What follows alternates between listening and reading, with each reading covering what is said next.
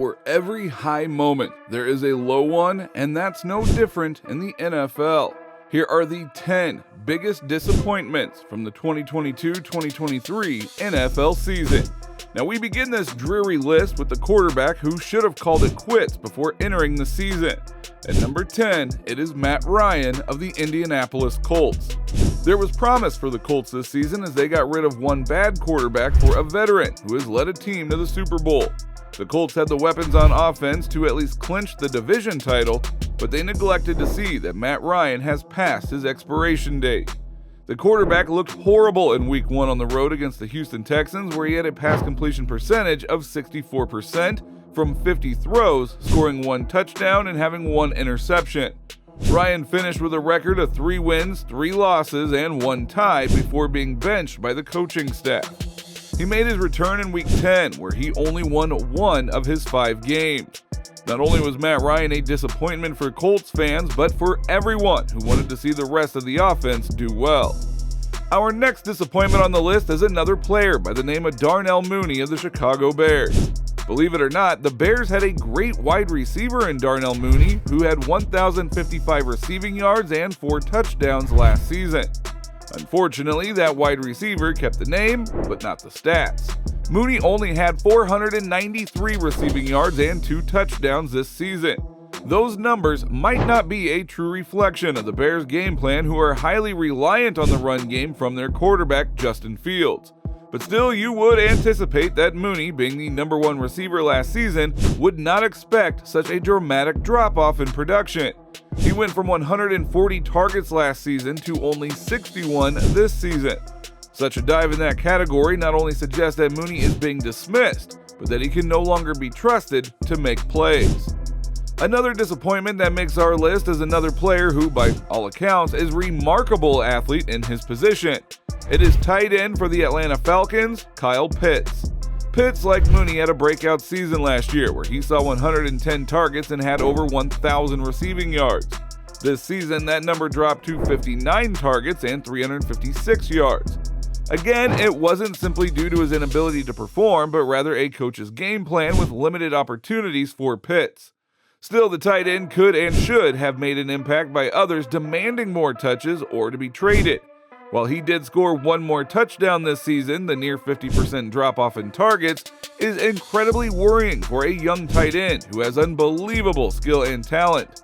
This season will go down as one of the darkest of Pitt's career. But not as dark as this next disappointment. At number 7 is head coach Nathaniel Hackett of the Denver Broncos. The head coach was fired after only winning 4 games out of 15 in a season where hopes were high for the Broncos. But it wasn't simply the record in which Hackett received the axe, it was his overall play calling.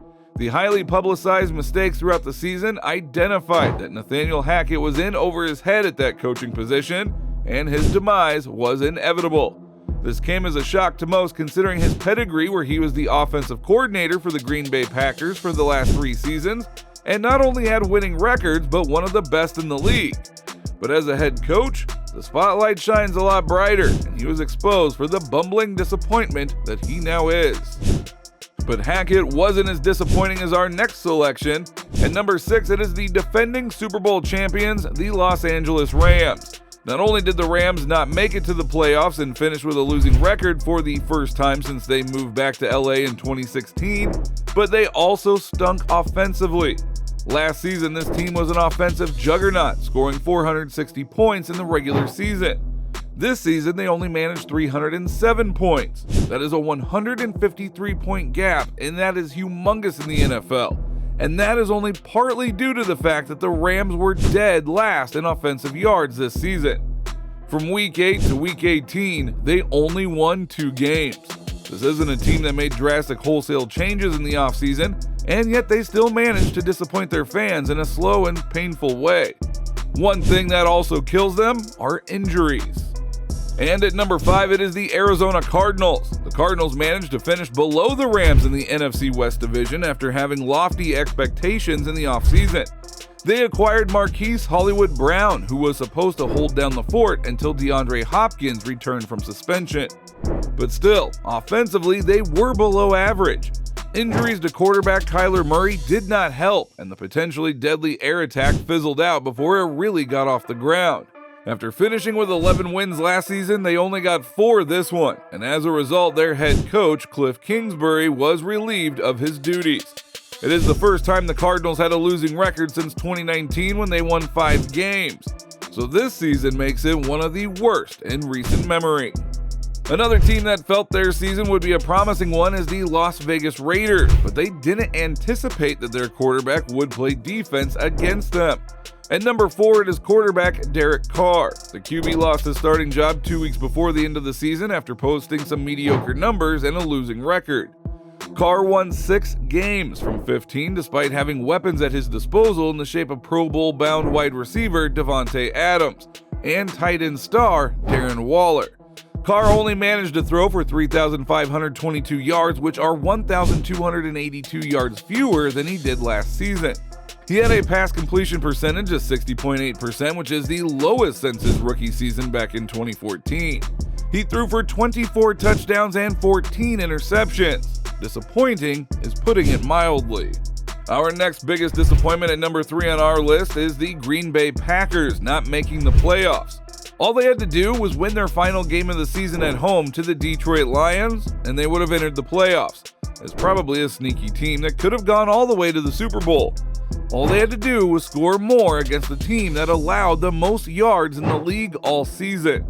The Lions have a weak defense, and everyone knows it. So for the Packers to not score a touchdown in the first half of the game and only one throughout the entire 60 minutes is hugely disappointing.